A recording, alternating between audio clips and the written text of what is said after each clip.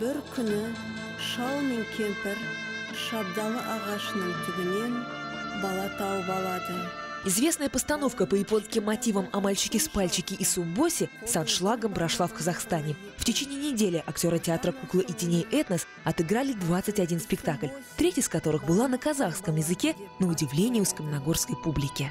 Мы нашли человека, замечательную женщину, Гулю, ее Гуля зовут. Вот. Она, кроме того, еще имеет гуманитарное образование. Мы, естественно, обратились к ней как к специалисту. Найти в Томске актера, который говорит на казахском языке, это невозможно. Такого у нас нет.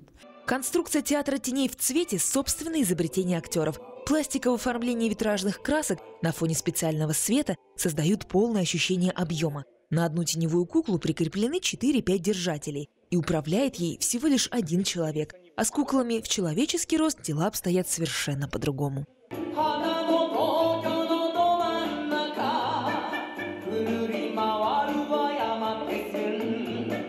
Ряд русских ребятишек и даже школ выразили желание прийти, посмотреть обязательно и на том, и на другом языке.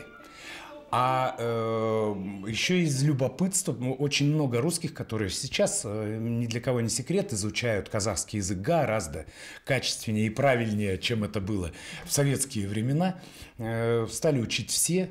И 2 языка знать – это очень большое богатство. Уже к началу следующего года театр «Этнос» в Усть-Каменогорске ждут со спектаклем «Рождественские истории», который, кстати, сейчас идет в Томске.